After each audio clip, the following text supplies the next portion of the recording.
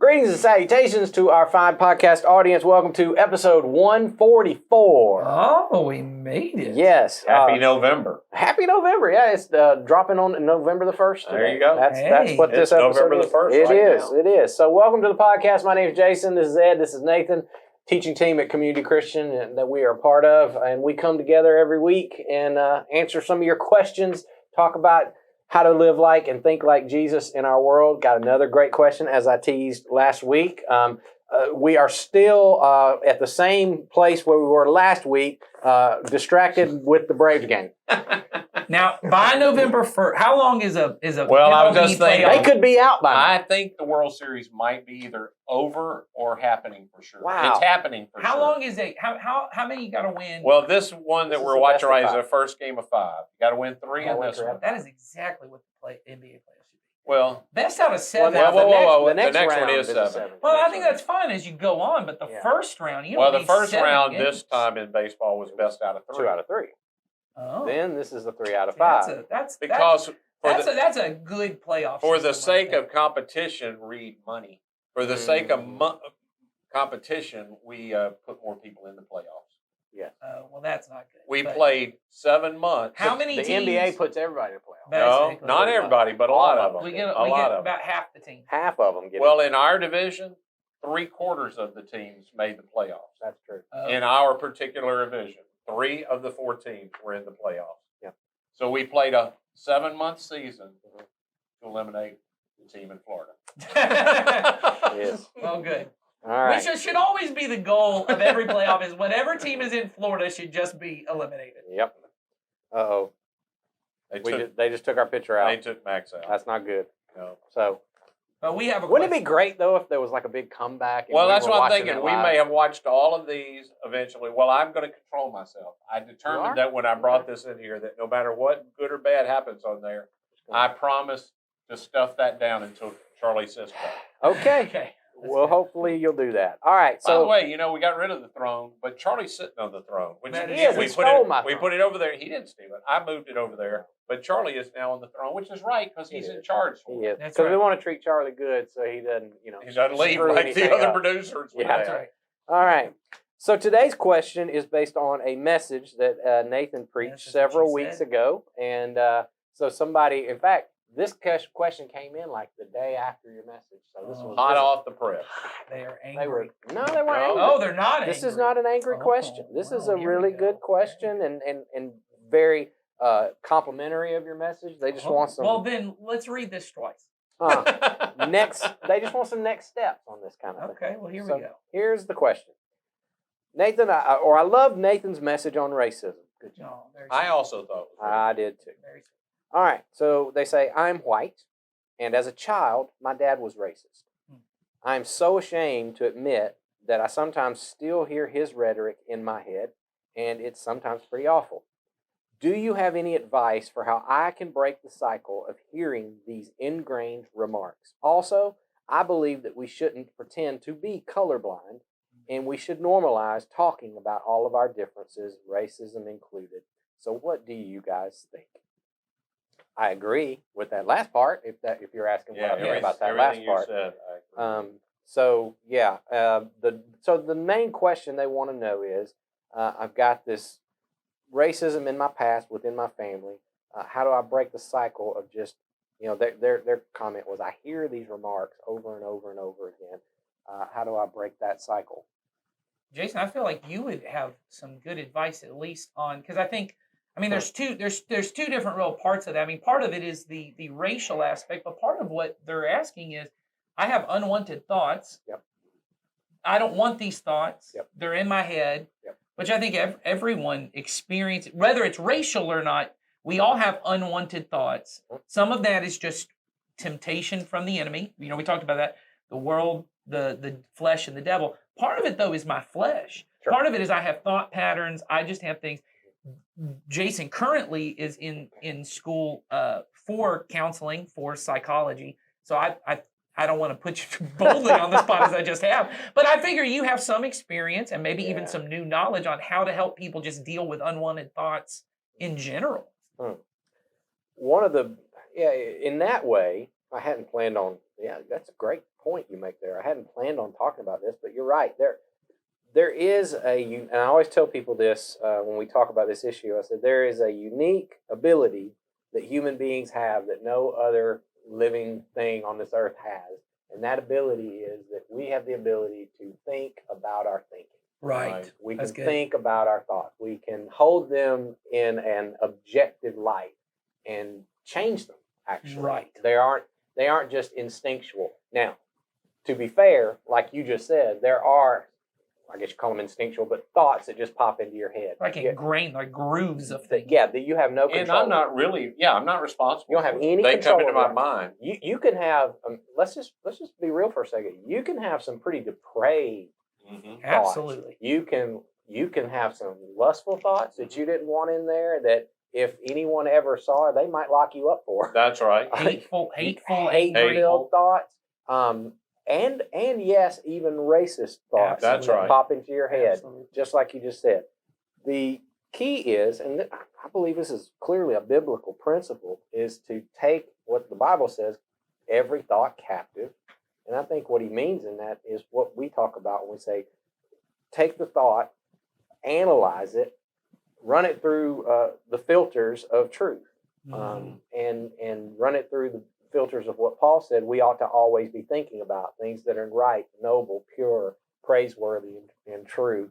And once you've tested that thought, then you get to decide, am I going to keep this? Am I going to allow it to influence me? Am I going to obey it? Yeah. Or am I going to throw it away?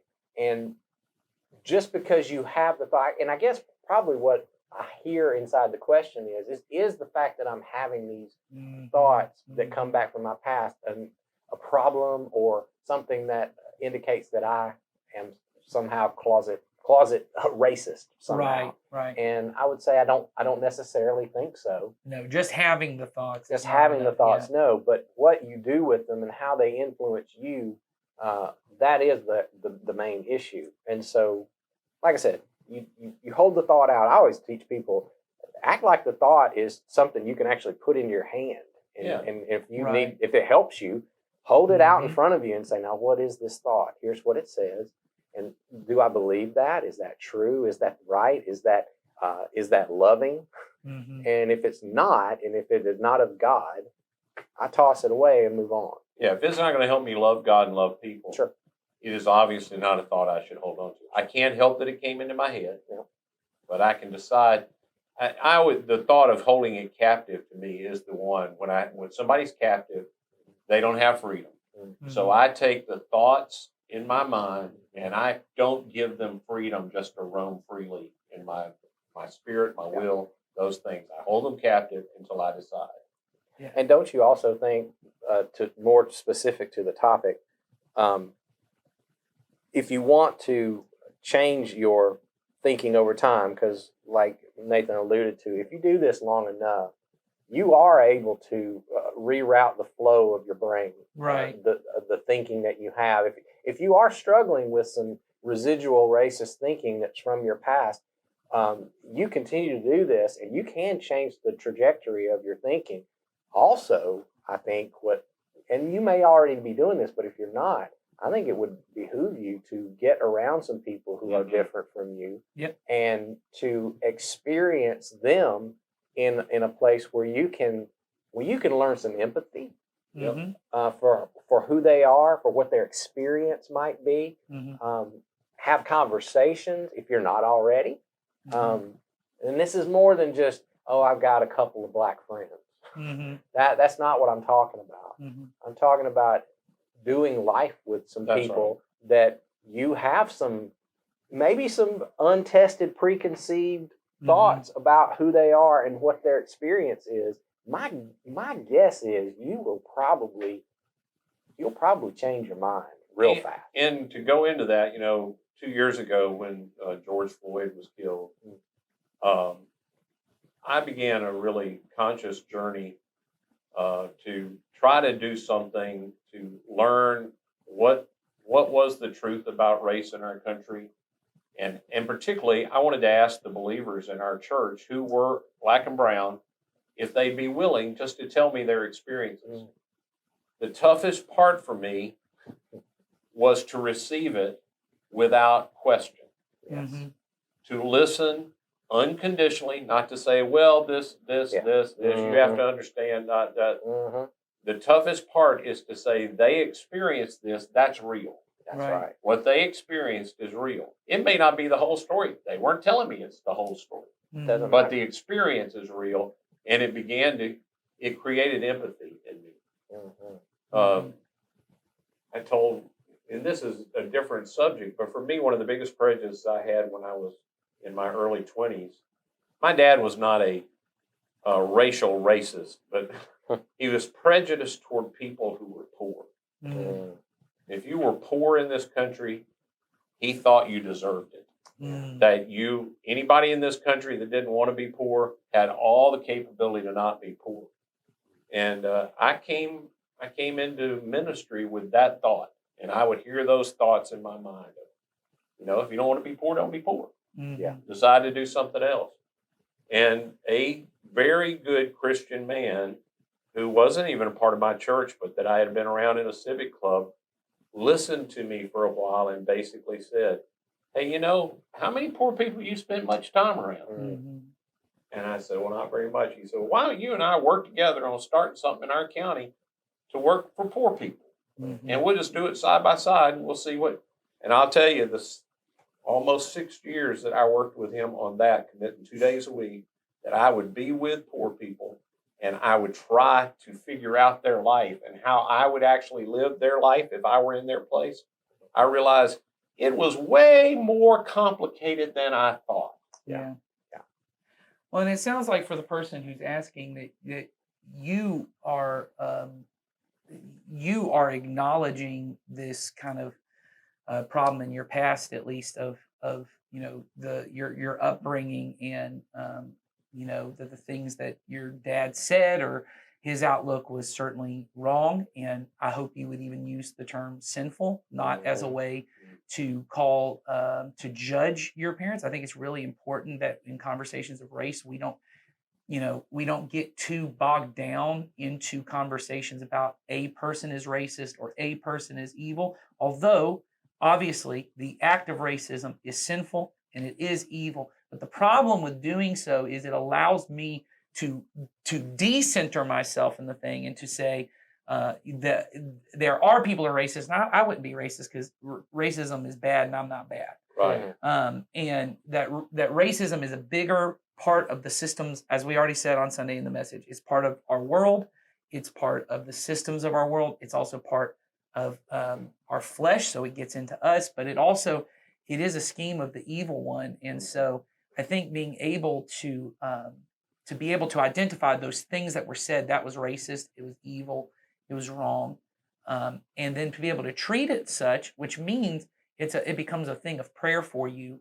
And I think all the stuff Jason said is something I'm learning in my life. I've been learning about the past 5 or 6 years of learning how to kind of be more mindful in my brain of what are the thoughts coming in. I was always very good at putting a filter on. I shouldn't say I was good. I've always learned how to put a filter on my mouth. The problem is when you put the filter on your mouth and not your mind, stuff eventually starts leaking out. Yep. And all of us have that. But if I can put a filter on my mind and start to catch any kind of unwanted, bitter, negative, we talked in the last episode about love and, these unforgiving thoughts that come in my head, when I can catch them and not even go down that road. And what I'm learning, and I heard a priest actually talk about this, and he talked about using every moment, and he was talking about lust. He said, use lust as an opportunity to pray. He said, everything's an opportunity. So when I start to lust, start to pray about it. So what I would encourage you is when those thoughts come in your head, it could be, as we've already said, it could be a groove that your mind's just on. And so if you just change your thinking, it'll go away. But even if you do that, those thoughts may come in because they may be from the evil one. It may be the evil one bringing these thoughts into your mind to try and distract you. And always use that as an opportunity to go, wow, that's a hateful thought. It didn't necessarily come from me, but I'm going to pray about it and say, God, lead me into love. Lead me to do this.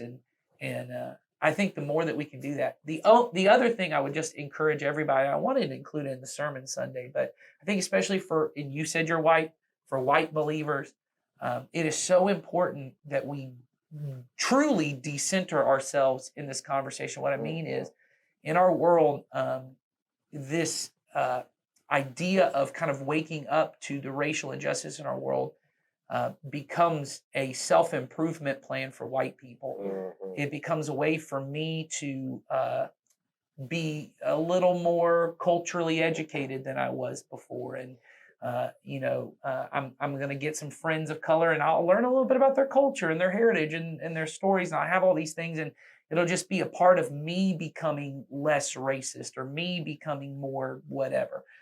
But the goal should always be that the kingdom of God comes. The goal for believers is that justice is done and that there's unity in the church and that the oppressed are lifted up and that these kind of things are our goal. And the truth is, the racism that is in my flesh keeps that from happening. So yes, I have to deal. And that is the reason that we've said all the stuff we do. Listen to stories of people, gain friendships of people who have different experiences, deal with your thoughts. But the goal is not, once you've done that, well, now I just don't have these thoughts in my head anymore. And now I don't, and I'm not saying that's your goal, but I know that I think it is almost everyone's goal at first. I'll just say, I think it is a natural, I feel really guilty about the thoughts that are in my head and the feelings that are in my head, but that can't be the end goal. The end goal has to be, I want to see justice done.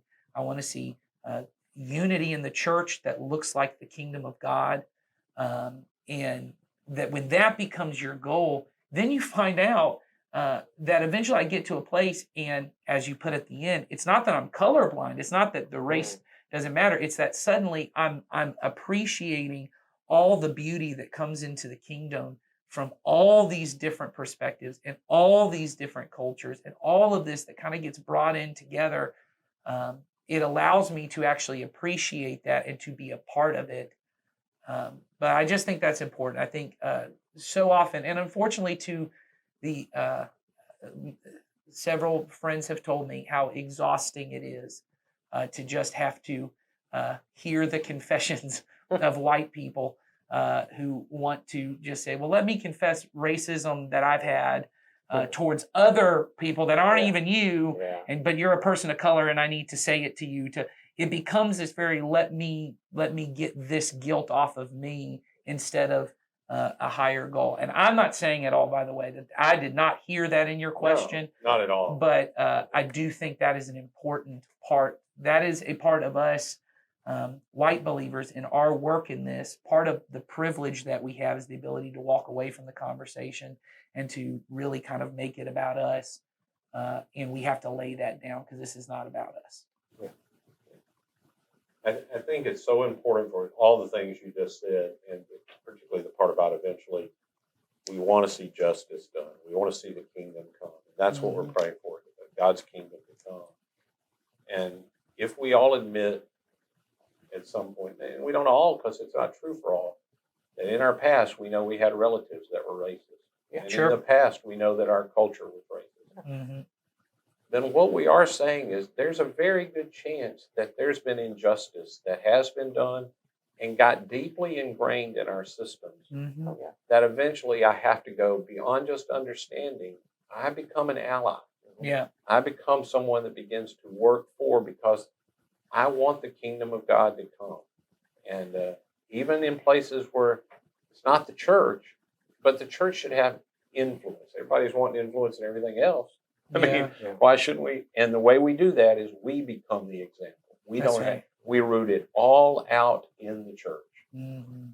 I came from a similar background as the person who asked the question. And as I was listening, as I was first reading it, I was thinking, what took me so long to really admit and to come and to be honest about is that it wasn't just comments that I heard when I was growing up and they, stuck in my head, although they did. And it wasn't just, I had a family member, but, I grew up different and now I'm different. Although I feel like that there's a truth in that. I did not know until recently how much I was swimming in racism, and how it was like being in a pool of water. And even when I got out of it, I was wet. Yeah. And it had nothing to do with me actively going out and trying to oppress anyone or to say those words or to use those names that I heard growing up. I didn't do those things, but I was still had it in me, I had it on me, and I didn't know, and I didn't know how that felt to the people that I was around, and I've started to come to grips with some of that. Not that, like you said, Nathan, not that I need to go and make some big confession, but now I need to say, okay, here's what that is, and here's what we need to do about it. Right. And not necessarily involving anybody else. That's not on them. In my areas It's of on me. influence, I try to do what I can to bring about justice. Exactly. And acknowledge what I swam in. That's right. Acknowledge. That's for me. That's the way it feels these days for me. So. Well, and I think in particular, when you read, I heard, I don't remember who it was I heard say this, but they use the term, the word xenophobia gets thrown around a lot lately in the last 4 to 5 years in our country, of this idea of the fear of the other, phobia being fear, being other. But that they talk about what was so strange about Christianity when it came was that it was a xenophilia community, that philia meaning love. It was the love of the other, that there was something about Jesus that it wasn't just, hey, and this is how I think many of us approach and I don't just mean race, I mean people who have disabilities, people, you mentioned other people of different socioeconomic classes than me, often men and women, right? Gender kind different ages. Yeah, different ages, different generations. There seems to be a way that what most of our approach tends to be is, I'm cool with all people, and if you're cool with me, I'm cool with you, and I'll accept you if you come to me. But what is different about Jesus is this idea of seeking out, intentionally trying to find someone who is different than me, and possibly who maybe has been disadvantaged where I have been advantaged, and to try and to say, hey, how can we love one another on equal ground, where I can actually lean on you and you can lean on me, that it's not this I'm handing out to you. And so that applies to race, but it applies to all different kinds of things. And I think the thing that I would just encourage anyone who feels convicted, I had a couple people talk to me on Sunday about feeling convicted. And when I really started to feel convicted about this years ago, my first step and kind of hearing this idea of xenophilia was I would intentionally move towards people who were different than me.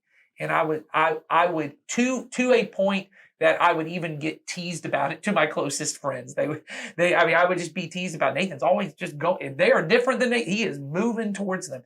And it became a part of, I just wanted to make sure that in my heart, there is something that happens. I learned something better about even how to love people who are like me when I learned to move towards people who are different than me, because what it forces me to do, and this is, I think, what's uncomfortable, and I mean with anything, if you're a young person and you have to talk to someone in their 70s, or I'm sure it's the same way, if you're in your 70s, you talk to someone, there's this uncomfortable, like, I'm not sure what I can say, and I don't know what might be offensive to them, and I don't know. And so what you find yourself doing is you start thinking through everything going, how are they going to receive this? How are they going to feel about this? What would make them feel most comfortable when that's my goal? And the truth is, I should be taking that home with my wife and sitting with my wife and thinking, what would make her feel most comfortable? How is she going to receive what I'm about to say? Because what you're doing is loving. Yeah, That's a loving thought process. That's right. And so I would just encourage you that, and I would start in the church. So you said you're white. So when you're at church on Sunday, when you see someone who is not white and you don't know them, but you just go over and introduce yourself. And you may feel the thing that I did when I first started doing this. If they go, oh, they're coming over looking for a black friend or a Hispanic friend or what, I'll just tell you that has not even been the response I've ever gotten. And that over and over again, everyone loves to feel welcomed. Everyone, when your genuine goal is not, I'm trying to collect a person, but your genuine goal is, I want to love a person and I want to know you. Everyone receives that. And I think if that would be your goal, if of rooting this out, is I want to seek out people who are different. And in my church, a community Christian, I want them to feel welcomed and sought after. I want them to feel like I was expecting them and that I want them here and that they're desired. It would change your experience, but it would change their experience too. And it would make our church look more like the kingdom. So that would be my advice to you as far as an action beyond, your internal stuff. Yeah, that's really good. Well said. We will end on that note. All right. So we're gonna record one more in this session, which means I know what next week is about. Okay. So come back next week. Jason knows the future, y'all. I know the future. Oh, let's go. And And the Braves are now losing by 5 runs. Yes, they are. And we'll- It's getting worse the longer we bad. record. yeah. What inning? So it's the fourth inning. It's not too That's all right. far. So All we right. got time. Not We got too time. So far. maybe during the next podcast, the Braves will be on. comeback. Massive rally. We'll see. Yeah, maybe. Jason's So, going to come in here with a rally cap for the next episode. Ooh, wouldn't that be fun? Huh? Man. Well, there goes that one. Almost. So anyway, back to the point. Next week we've got a question about marriage, and the question is about a chapter in the Bible that seems to infer that people ought not to be married. Mm. There is a chapter that just outright says that. Well, Those words are written in. Then we're gonna talk There's about not that. an inference. There's Yeah. a statement. So we're going to talk about is that really what it's trying to say, and give some advice on that. So, person's very confused about this chapter. So, Yeah. It feels confusing in our culture. so Well, I'm I excited think to talk about particularly it. in Christian culture. Yeah. So we can talk about that. Why? Save it for Yeah, next- okay. save it for next week. There we go. We'll come back. We'll talk about that chapter, and we'll see you next time. Bye.